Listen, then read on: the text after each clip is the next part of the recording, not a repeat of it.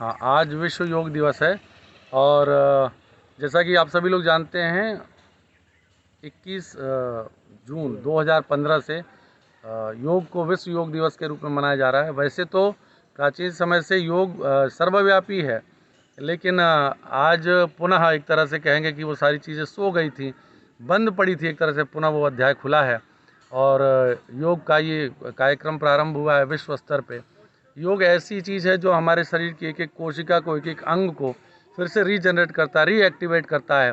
हमारे अंदर जितने प्रकार की बीमारियां, आदियाँ, व्याधियां हैं, सभी चीज़ों का उपचार हमारे अंदर ही है। हमारे शरीर में इतने प्रकार की चीज़ें हैं कि यदि हम योग करें, व्यायाम करें, तो काफ़ी कुछ बीमारियां केवल उनका उपचार ही नहीं हो सकता है, केवल वो रुक ही नहीं सकती बल्कि ख़त्म हो सकती हैं।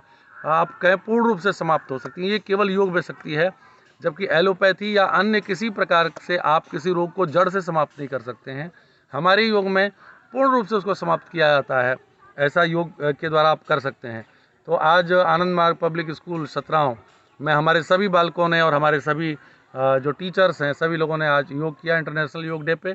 और हम चाहते हैं कि हमारा भारत, हमारा राष्ट्र विश्व में पुनः जगत गुरु बन करके उभरे और इसकी जो विजय पताका है, इसका जो यश है, चतुर्दिक फैले।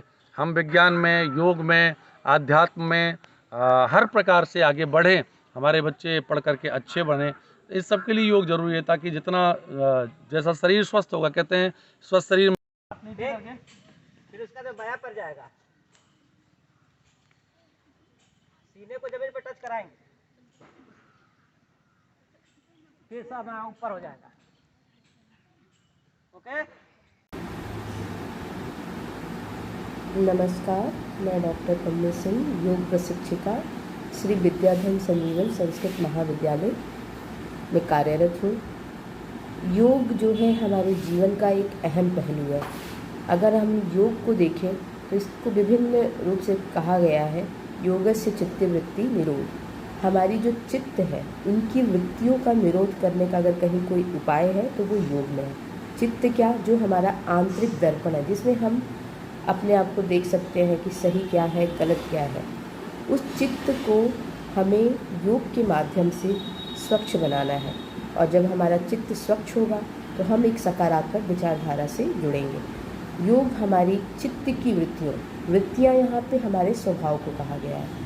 हमारा जब चित्त साफ होगा तो हमारा जो स्वभाव है वो भी एक सकारात्मक विचारधारा से जुड़ेगा। इसको महर्षि पतंजलि ने कहा है, जो कि योग की प्रणेता के रूप में जाने जाते हैं। योग के अगर हम आयामों में देखें तो विविध आयाम है, राजयोग, कर्म योग, हठ योग, लय योग, संन्यास योग, पर सभी का ध्येय एक ही है कि मनुष्य जीवन में जो मनुष्य जीवन का लक्ष्य है, मोक्ष प्राप्ति, उसको हम प्राप्त करें।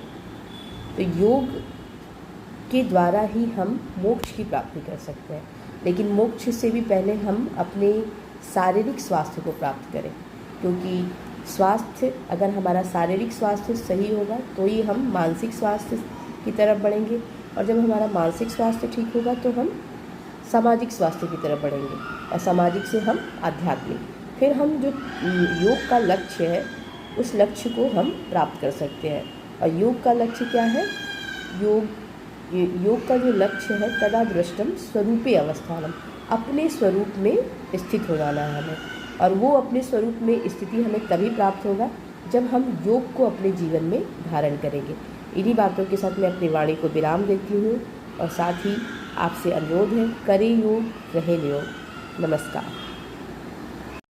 है, जो पैर का पंजा है, टखना है, और तक जाने ये सब मजबूत बढ़ा दो, हाथ को आगे, है ना? तो बहुत ज्यादा नहीं, धीरे से, तुम बेटा बहुत ज्यादा कूद रहे हो।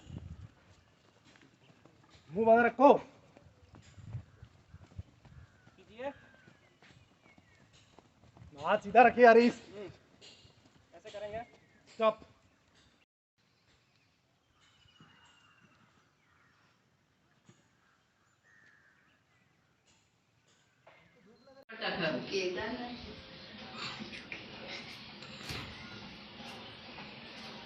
बस और नीचे तक नीचे तक करके असं का?